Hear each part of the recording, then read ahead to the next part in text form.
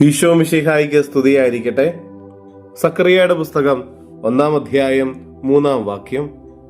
അതുകൊണ്ട് നീ അവരോട് പറയുക, സൈന്യങ്ങളുടെ കർത്താവ് അരുളി ചെയ്യുന്നു, എന്റെ സന്നിധിയിലേക്ക് മടങ്ങി വരുവിൻ, അപ്പോൾ ഞാനും നിങ്ങളുടെ അടുത്തേക്ക് മടങ്ങി വരും.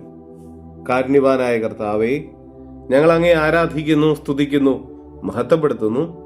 കർത്താവേ, ഇന്നത്തെ ദിവസം നീ ഞങ്ങൾക്ക് നൽകിക്കൊണ്ടിരിക്കുന്ന എല്ലാ കൃപകൾക്കും അനുഗ്രഹങ്ങൾക്കും നന്മകൾക്കും സംരക്ഷണത്തിനും പരിപാലനത്തിനും ഞങ്ങൾ നന്ദി പറയുന്നു.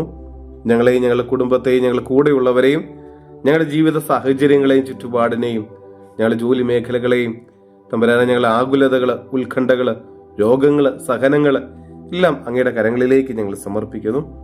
കർത്താവെ, നിന്റെ സന്നിധിയിലേക്ക് കൂടുതൽ മടങ്ങി വരുവാൻ ഞങ്ങളെ അനുഗ്രഹിക്കണമേ.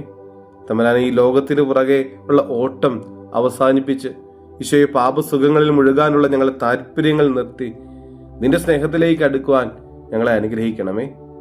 കർത്താവെ, നിന്റെ കരുണയ്ക്ക് വേണ്ടി ഞങ്ങൾ പ്രാർത്ഥിക്കുന്നു. ഈശോയെ, പാപം ചെയ്ത് ഇനി നിന്നെ വേദനിപ്പിക്കാതിരിക്കുവാൻ ഞങ്ങളെ അനുഗ്രഹിക്കണമേ. ഈശോയെ, നിന്റെ വഴിയിലേക്ക് നീ ആഗ്രഹിക്കുന്ന മാർഗത്തിലൂടെ ചരിക്കാൻ ഞങ്ങളെ ഒന്ന് അനുഗ്രഹിക്കണമേ.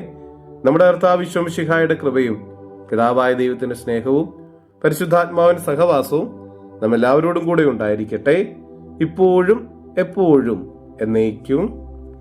ആമേൻ.